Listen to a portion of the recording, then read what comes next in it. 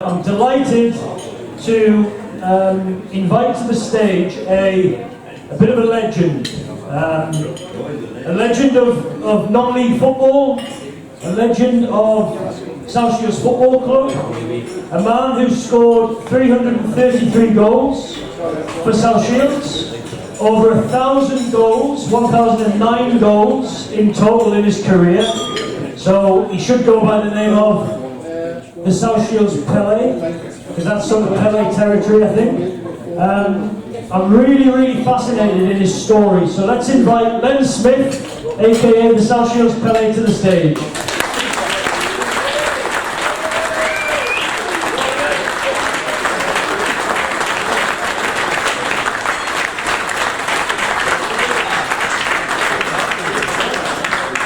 So the obvious first question is as a team that's not scored a great number of goals of late, have you got your boots and are you available to play today? He's burnt them. Quite a fascinating story and a little bit sad actually, because this is the first time that Len's been back to the football club since his playing days. So I don't know how many years that is, but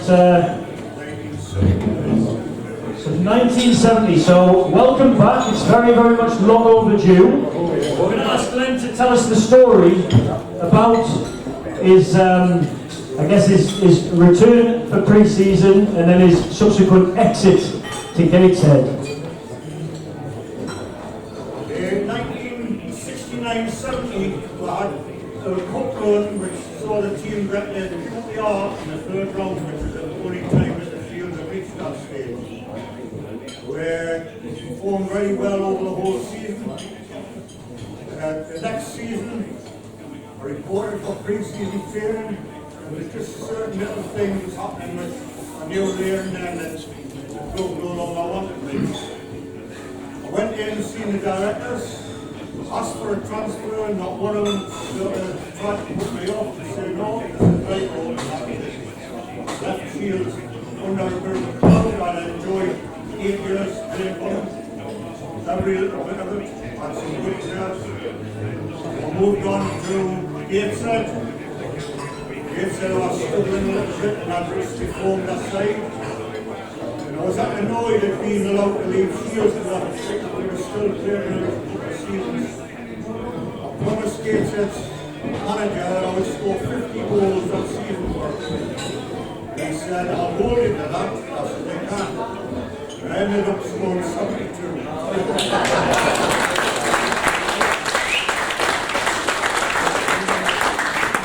That was my answer to South Shields. I enjoyed the 8 years I had there, but I think at the time it was possibly the wrong people were running the club. But it should have been a lot better. Town this size should have a football league side. We played in the Northern Premier League against teams like Macclesfield, Fleetwood, Morecambe, Wigan. They all got football league status. South Shields should have made a better effort there. Yet, I think the way things are looking at the moment, that is the aim for the present setup. I honestly hope before my lifetime's over that I see South Shields in the football league.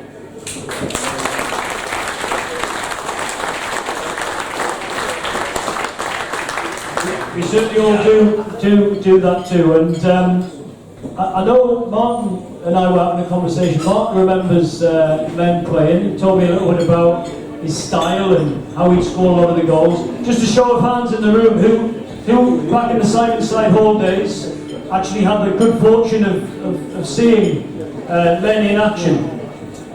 All right, so Len, describe to us all, for those who weren't fortunate enough to see you, what type of player were you? We know you were a goal scorer. What type of goals did you score? And every good goal scorer needs a right-hand man, somebody who assists them. Who was that player, or who were those players that you owe a little bit of credit to for your assists? Most of the time when I was playing at Shield, I'd be the lone striker, but over the years there's a lot of players. Obviously I need a lot of help and a lot of luck. And some great players playing at South Shields. one older people will remember the likes of Gary Donahue, Tommy Pickford, a local lad who's unfortunately not very well at the moment. Great players who were signed, a lot of different players from different clubs who had quite a good side. I think being a goal scorer, you've got to have a little bit of luck. But you've also got to have a little bit of knack. You know exactly where to go and how to score goals. I think I was helped possibly the fact that I started off as a goalkeeper. When you start playing centre forward, you get more or less know where to go to the position. Sometimes you don't need to look at the goals, you know where the goals are, you don't move. And I think that helped us over the years. You've got to have a knack of scoring goals. I don't think it's something you can teach people.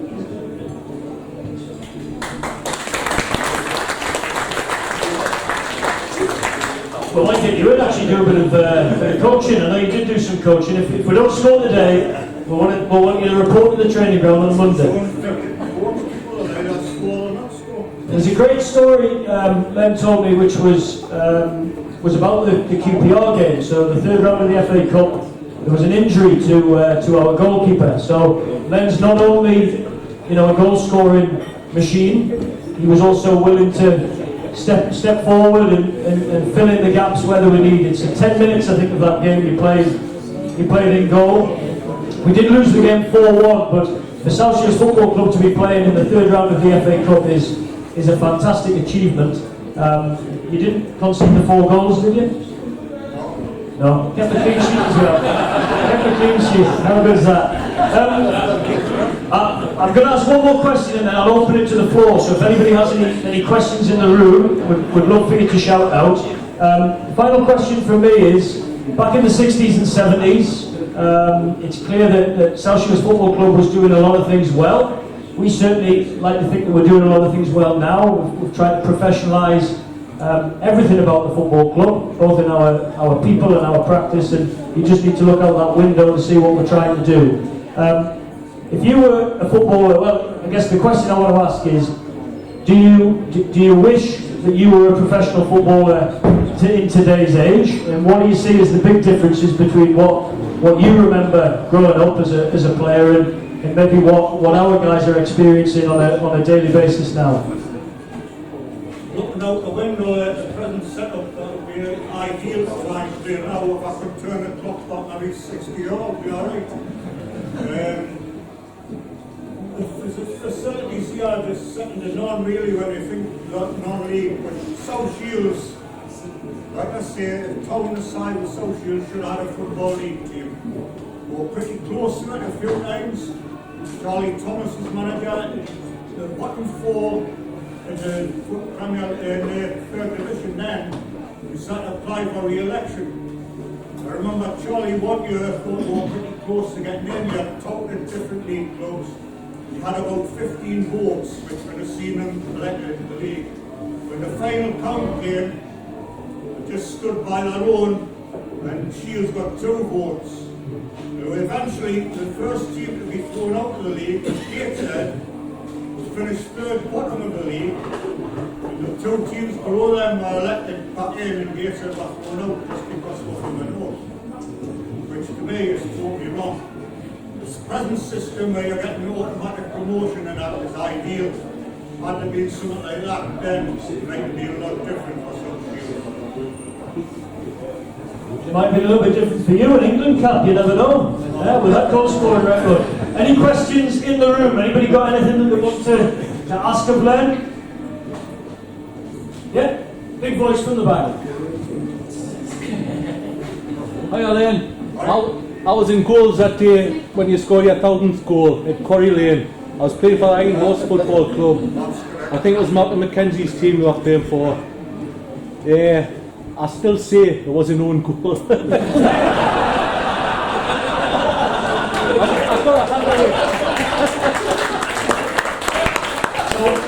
1,008 goals it is then, right? But congratulations, I'm glad to see you still doing well. It's great to see you. And I remember you from Side Hall as well, and all the players that you've mentioned.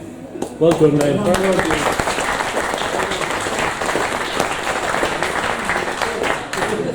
remember the goal well because I hooked the ball and tripped the centre half shoulder and looked over the top of that gentleman there. I remember it like yesterday. If the days fair goals, I suppose it would probably be an own goal. I claim it anyway. Didn't make much difference. I managed the next game to get the one. Every good goal scorer claims anything they can, don't they? Any other questions in the room? Len, how good was Davy Toes when he played with him? Davy Toes, he played already together. He was only a young whippersnapper. I was on my way up then. He was a good player. Good player. So, final question from me would be, what is your fondest memory? What's been your fondest memory as a footballer, other than scoring past the gentleman at the back of the room, of course? I'm sure you've had many, many memories, but if you were to pick one, what would it be? I think for the QPR game, my fondest memory would be in the North Regional League, where we were playing the league's reserve sides and a lot of league clubs.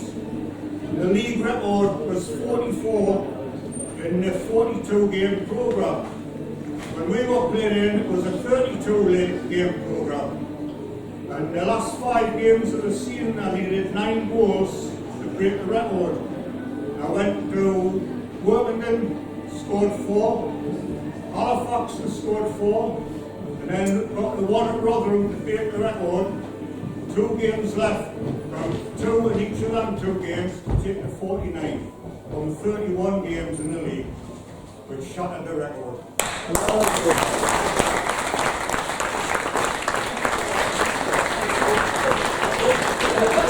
Question at the back here?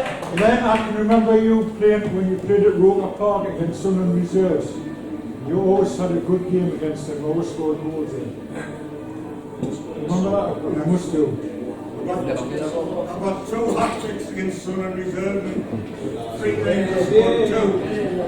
But I also encountered against Sunderland Reserves the greatest centre-half I've ever played against. Charlie Hurley. Charlie Hurley.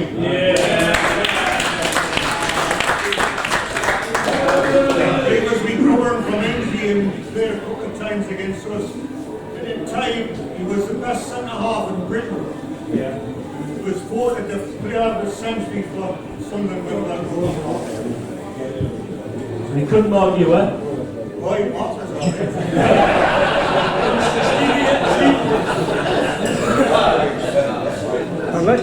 I know you played with Bert Garrow for many years.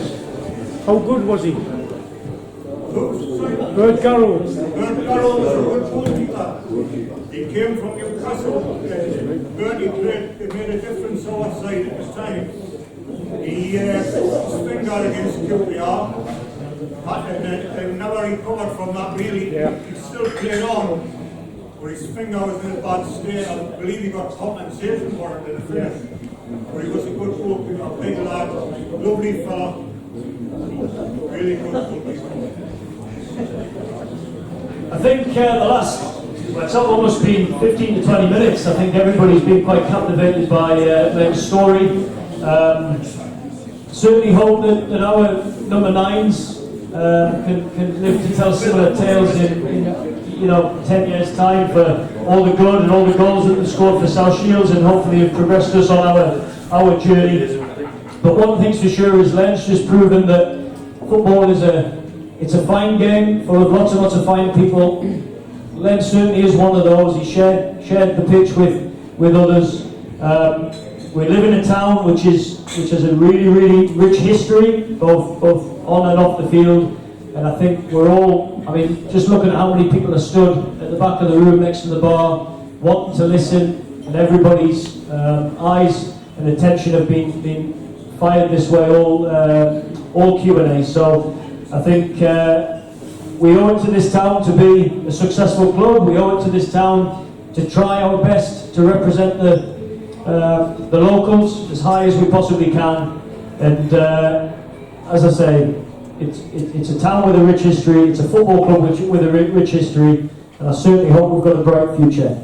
Thanks again to Len for all of his stories and for taking the time out today.